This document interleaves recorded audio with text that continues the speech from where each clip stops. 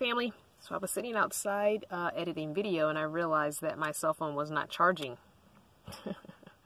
And it's not the charge controller, it is my actual 12 volt USB dual plug. The electrical tape, I guess it's getting hotter out, and the electrical tape isn't very well, plus it's hanging, so it's kind of pulling on it. I want to take this opportunity to show you how I have these 12 volt USB attached to my system here. I don't have to take apart the 12 volt USB chargers at all. I can use them as is, and I can also use them right back in my 12 volt in the front of the van. There's no permanent damage done to them. I'm just going to show you that because I said I would in a video, and since I have to fix it now, perfect time to film it. Okay, so for this project, you're going to need a few things. You're going to need your USB port. You don't have to have a double. I prefer a double because I charge my cell phone and my tablet, and so I prefer to have a double. Instead of doing this for each individual one, I can have 2 devices on each one that I hook up this way. You're going to need some kind of thin wire.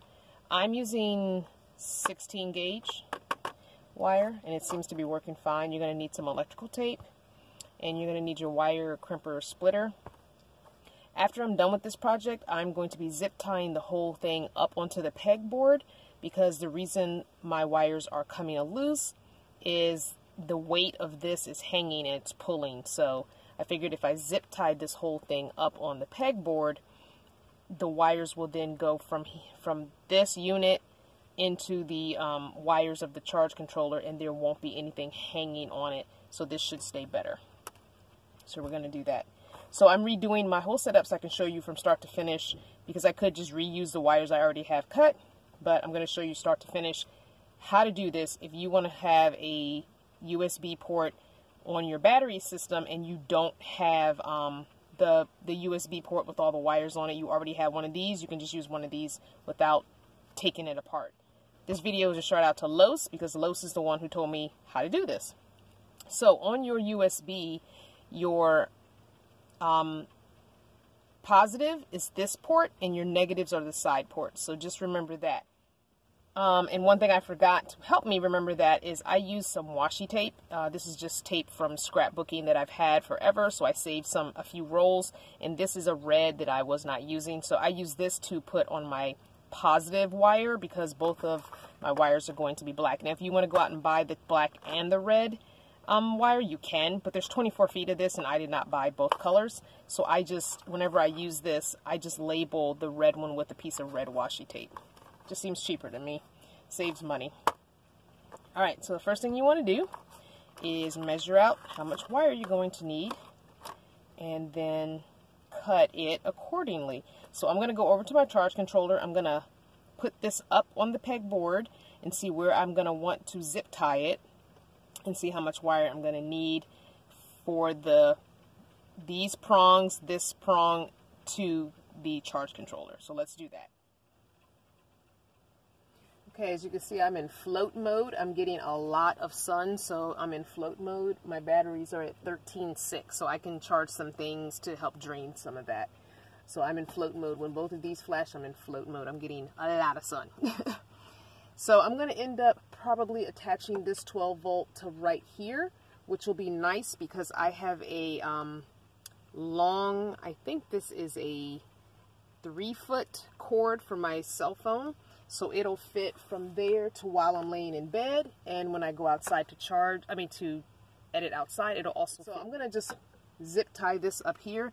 This is where I'm going to end up having it be. So I'm going to take my zip tie and thread it through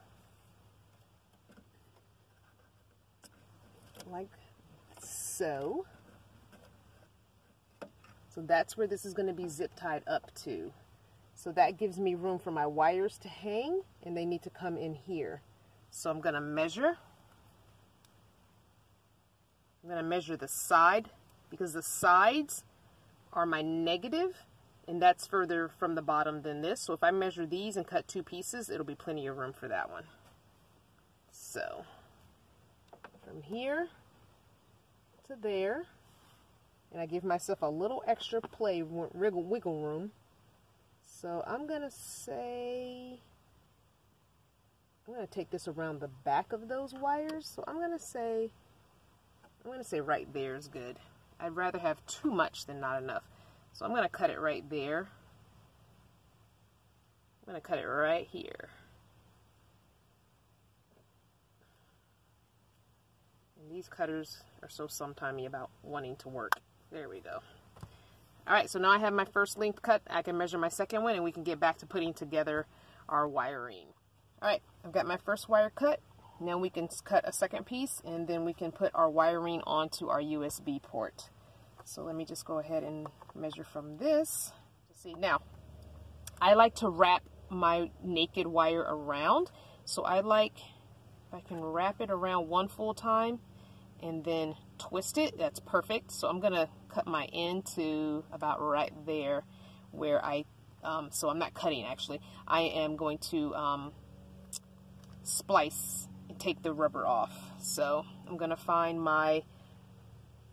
on your things it should tell you your gauges on the side, so 10, 12, 14, 16. So I'm going to use this one because it's a 16 gauge wire. And you put it in that slot for 16. And you just kind of a little squeeze. You don't have to you're not trying to cut it. You're just stripping it. And then you just turn it. And hopefully, I worked yesterday, so my hands are really not cooperating today.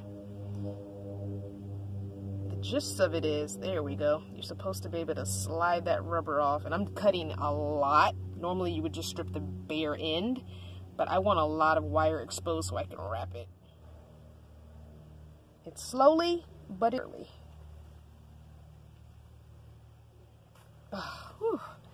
That's the only one that I need that much wire for anyway, so it's okay. All right, so there's the exposed wire. Ooh, finally. Oh, now my hands are killing me. All right. So I'm going to just twist it. What I like to do is twist it. Again, this is all from a phone conversation with Los. And he kind of told me what I could do and not have to take apart my 12 volts. Or if I didn't want to buy the 12 volts that have the wires in the back already exposed to add to your system. At this point, I don't want to buy those right now, because there's going to be some tweaks to the system when I get back on the East Coast, so I don't want to do a whole bunch to it right now, and I already had these. So, all right, so this is our negative. So what I like to do, because these two prongs on the side are our negative prongs, I like to be able to wrap it around one full time and then twist, twist, twist. That's why I needed that much wire. So I like to wrap it around one full time so that the wire is touching both of these negative prongs, and then I can also twist, twist, twist, twist the wire onto the end. That's the only reason I need that much. You don't have to. You can just touch one. I like that it's secure, and I know that it's connected to it. I know my negative is connected. So we're going to splice this end, and this end I don't need as much. I just need enough to wrap around the wire that's already on my system. So we're going to do about an inch-ish, maybe a smidge more than an inch. That might be a smidge more than an inch.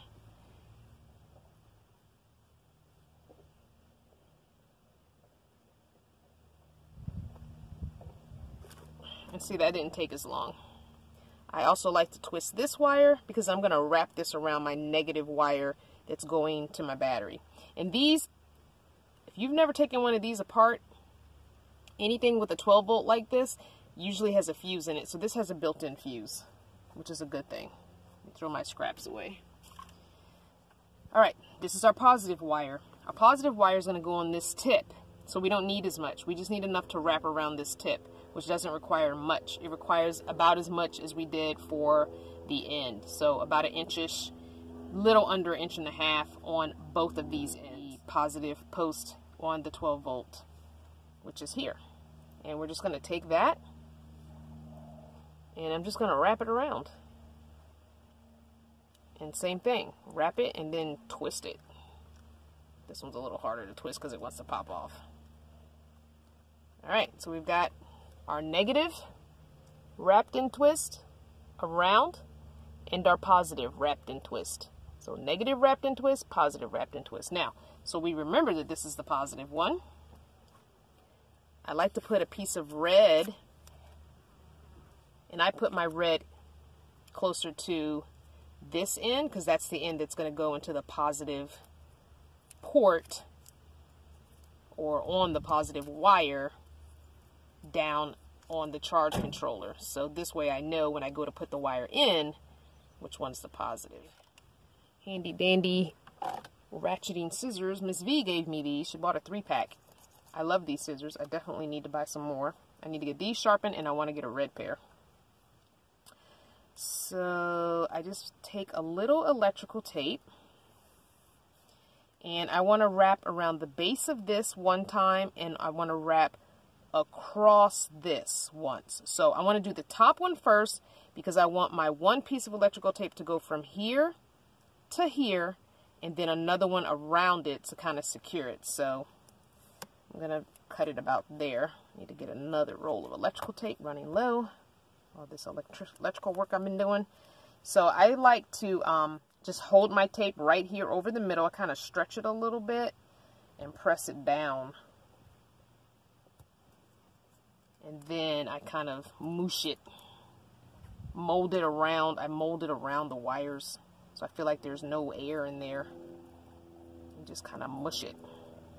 And then because I cut a little bit too much, I will then just take and cut that excess off on both sides. Got a little carried away with the measuring there. Alright, so that's both of them. I like to mush it down real good because this is the one that holds the positive. We'll be doing more than this tape, but this is the initial base of holding the positive.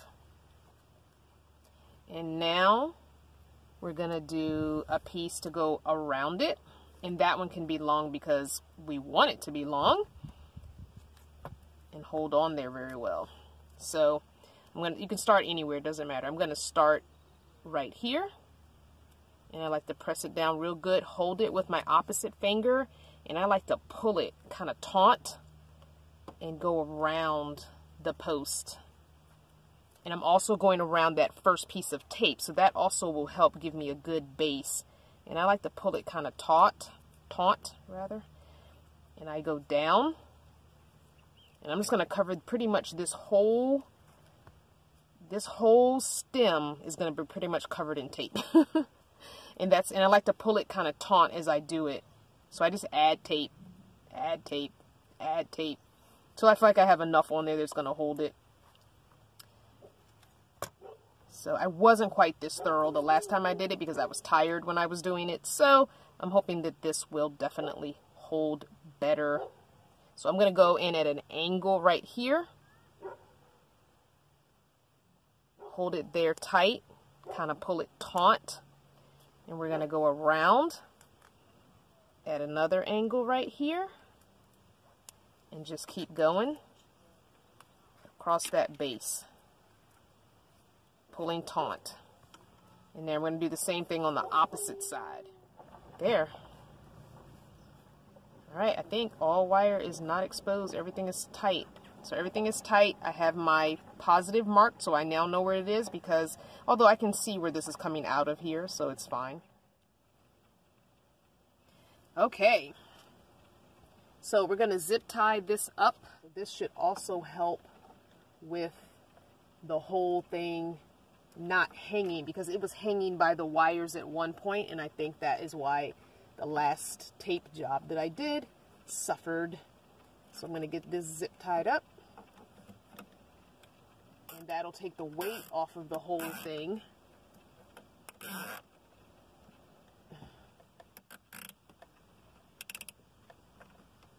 So now there's no weight hanging off the wires. And see, I have plenty of wires. I have plenty of wire. That's why I gave myself extra wire, because I want to come around the back for this. All right, so let's do the negative, which is this one.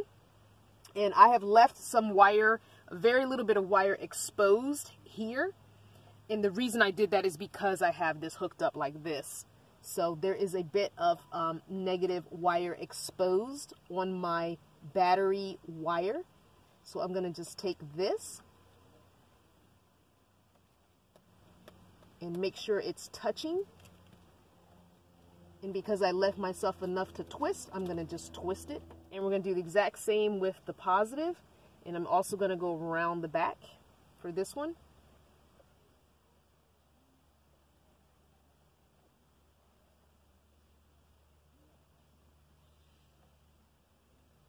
And you didn't see it, but I did. It just lit up.